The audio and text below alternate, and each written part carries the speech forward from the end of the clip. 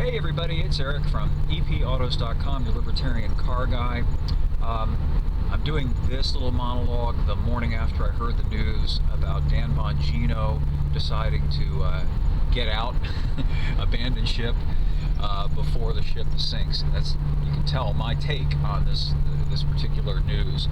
I think it's interesting that this happened shortly, relatively speaking, after the extremely disastrous shift in Trump's attitude toward the Epstein business. You might remember that. That goes back about, I don't know, what, about 3-4 months ago, when all of a sudden the thing that Trump swore up and down during the campaign he was going to get to the bottom of and release the files, all of a sudden became a Democrat hoax, and anybody who talks about it is obviously traitorous, like Marjorie Taylor Greene, for instance.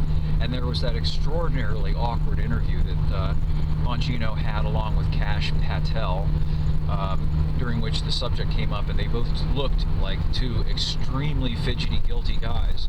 And I think Bongino was placed in an impossible position. I think that he's personally probably very, very upset about what's going on with regard to this Epstein business, and just as a moral matter probably doesn't want to be part of it, and as a practical matter wants to get away from it. I think the same applies to Marjorie Taylor Greene, as I have mentioned in a prior rant. I think these people recognize that the good ship Trump is taking on water and beginning to list, and it's probably going to founder.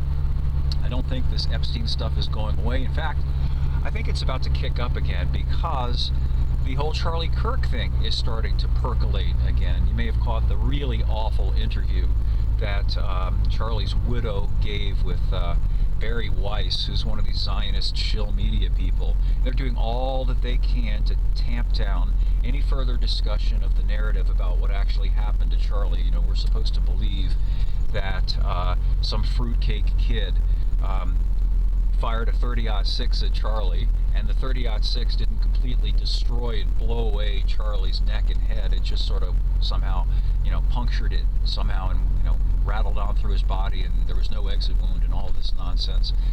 Nobody buys it. Everybody thinks that there's something very fishy with the official narrative, and Erica Kirk isn't looking so good, in my opinion. She's also looking like she's kind of nervous about the truth possibly getting out. And I think Bongino, who's not a stupid man, may realize it. And these things all tie together. Epstein and Kirk, they tie together, I think. And I think we all know the reason why. I think that it's entirely possible that both of these things tie into operations that have been conducted in the interests and on the behalf of a foreign government to exert control over this government. And I think that's why Trump does not want to have the full truth known about this Epstein business. I consider him to be kind of a rake. Obviously he likes women, blah, blah, blah. He's kind of a cad and all of that. A lot of guys are. I'm not throwing any stones. I've done some things in my time too.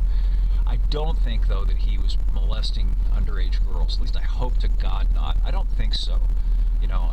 I don't think that's why he's all upset. I think he's upset because of what this whole thing portends, this Epstein thing. That if it were to come out that indeed Jeffrey Epstein was kind of a stalking horse for the intelligence apparatus of a foreign state, and they were using these honeypot traps, Epstein's Island and so on, as blackmail operations to lure in guys who, availed themselves of what they ought not to have been availing themselves of, and afterward became pawns for that foreign government.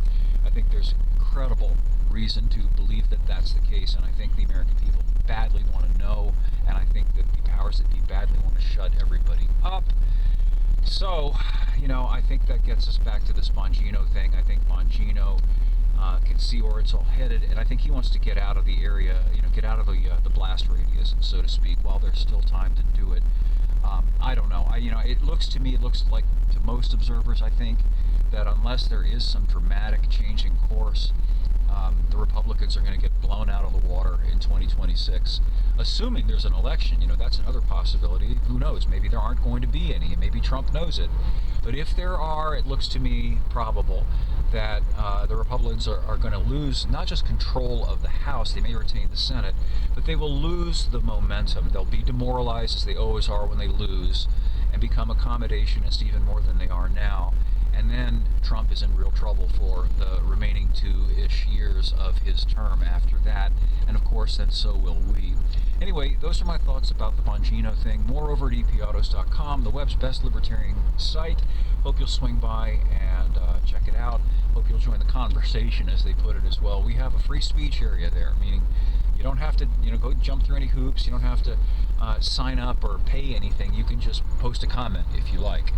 We don't Dana Bine you, and we certainly don't ration your reach according to whether you support the site or not. So thanks as always, and we'll have more for you again soon.